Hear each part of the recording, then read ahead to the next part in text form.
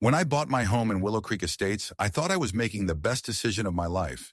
It was a beautiful neighborhood, tree-lined streets, friendly neighbors, and homes that looked like something out of a magazine. The HOA promised to maintain the beauty and harmony of the community, and at first that seemed like a good thing. I didn't realize that behind the perfectly manicured lawns and smiling board members was a system designed to bleed homeowners dry. It started with a $200 fine. I came home from work one evening to find a bright yellow violation notice taped to my door. Failure to maintain lawn according to HOA standards. Confused, I stepped outside and inspected my yard. It looked fine. Green, neatly trimmed, nothing out of place. I checked the HOA rulebook, which I had barely glanced at when I moved in, and found that grass height had to remain between 2.5 and 3 inches. I grabbed a ruler. My grass was 3.2 inches. I couldn't believe it. A $200 fine over 0.2 inches of grass? Annoyed, I mowed my lawn immediately and decided to ignore the fine. Surely they wouldn't enforce something so ridiculous. I was wrong. 2 weeks later, another letter arrived. Unpaid violation, additional fine applied. My $200 fine had turned into $500. I called the HOA office, expecting to reason with them. Instead, I was met with a cold, robotic response. All violations must be paid in full. If you believe the fine is in error, you may submit an appeal at the next HOA board meeting. The meeting was 2 months away. I was furious, but I figured I'd settle it later. I had other things to worry about: work, bills, life. That was my second mistake. Over the next month, more violation notices arrived. One for having my trash bins visible from the street for more than an hour after pickup, another for a single weed growing in my flower bed. Each fine started at $100 or $200, but with late fees and penalties, the amounts doubled and tripled before I even had a chance to address them. When I finally attended the HOA meeting, I brought a folder filled with photos proving my compliance. I was ready to argue my case, but the moment I walked in, I knew I didn't stand a chance. The HOA board sat behind a long table, looking down at the homeowners like they were judges in a courtroom. One by one, people pleaded their cases, only to be dismissed with, "The rules are the rules." When it was my turn, I explained the situation calmly. I mowed my lawn the same day I got the notice. The grass was barely over the limit. I don't see how a $500 fine is reasonable. The board president, a woman named Linda Carmichael, smirked. Homeowners are responsible for maintaining their properties at all times. If we allowed exceptions, we'd have chaos. The fines stand. I left that meeting feeling powerless. The system wasn't designed to be fair. It was designed to keep people paying. And I had just become their next target. The next month, my total balance had ballooned to $2,000. And then, the real nightmare began. I thought the fines were bad, but I had no idea how much worse things could get. By the time I wrapped my head around what was happening, my total balance had reached $2,000, and the HOA wasn't stopping there. One morning, I woke up to find a notice of delinquency taped to my front door. According to the HOA, I had 30 days to pay the full amount or risk further action. That phrase sent a chill down my spine. What did they mean by further action? I called the HOA office again, hoping to speak with someone reasonable. Instead, I got the same monotone response. Failure to resolve outstanding balances will result in additional penalties. No explanation, no options, just a demand for money. At this point, I started doing research. I found online forums filled with stories of HOAs using fines as a weapon to push people into foreclosure. They'd start with small violations, pile on late fees and penalties, then claim the homeowner was in serious delinquency. Once the debt reached a certain threshold, the HOA could legally place a lien on the property. If the lien wasn't paid off, they could foreclose on the home, even if the homeowner was up to date on their mortgage. Panic set in. I checked my account balance again. $2,000. I was dangerously close to that threshold. I tried to fight back. I sent letters disputing the fines, contacted a local attorney for advice, and even reached out to some of my neighbors. To my surprise, many of them were too afraid to talk. One elderly man, Mr. Dawson, whispered to me in his driveway, "They've been doing this for years. People who fight back just get more fines. Some had to sell their homes just to get out." That's when I realized This was a business. The HOA wasn't enforcing rules to maintain the neighborhood. They were using fines to trap homeowners in a cycle of debt. And if someone couldn't pay, they'd take the house and sell it to someone else.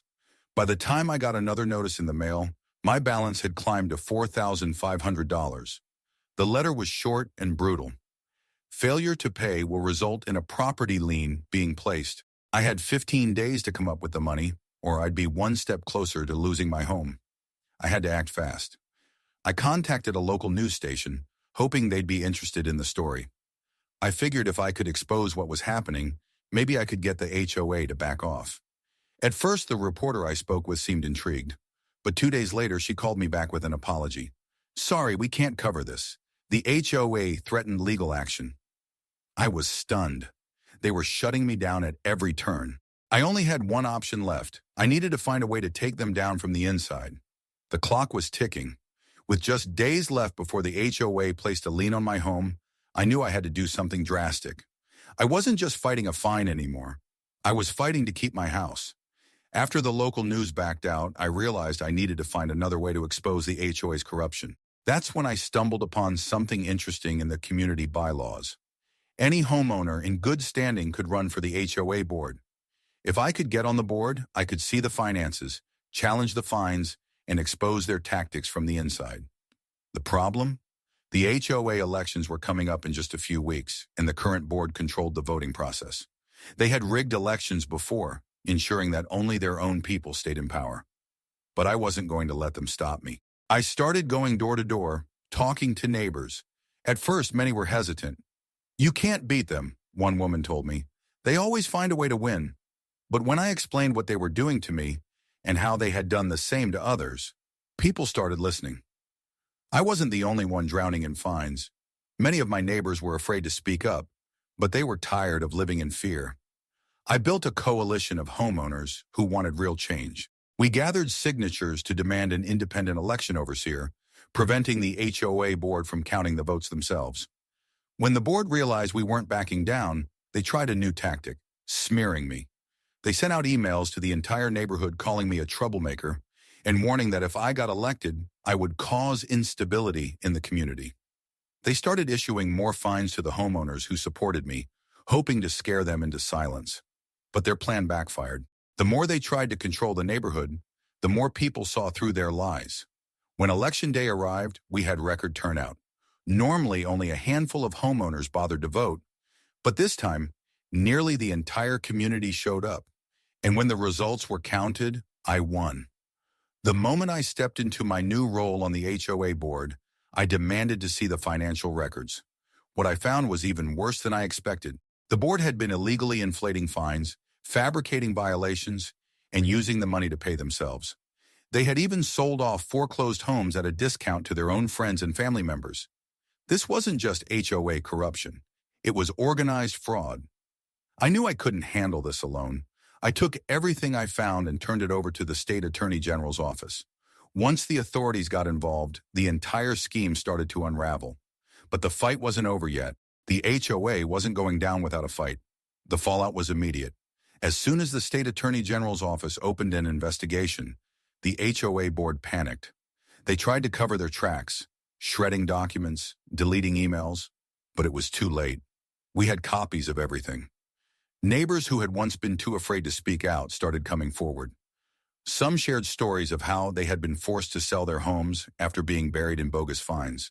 Others revealed that they had been threatened with legal action just for questioning the HOA's decisions. The state's investigation found hundreds of thousands of dollars in fraudulent charges, money that had been taken from homeowners and funneled into personal accounts belonging to the board members. Several of them, including the former HOA president, were arrested for fraud, embezzlement, and illegal foreclosures. With the corrupt board gone, we held an emergency meeting to overhaul the HOA. All unfair fines were wiped clean, illegal liens were removed, and we rewrote the community rules to prevent any future abuse of power. As for me, the new board dismissed my debt entirely. The $200 fine that had nearly cost me my home was now nothing more than a bad memory. For the first time since moving into Willow Creek Estates, I felt like I could breathe again. No more waking up dreading another fine. No more feeling like I was fighting a losing battle. Our neighborhood was finally a community again, not a business designed to exploit us. This experience taught me something important. HOAs only have as much power as homeowners allow them to have.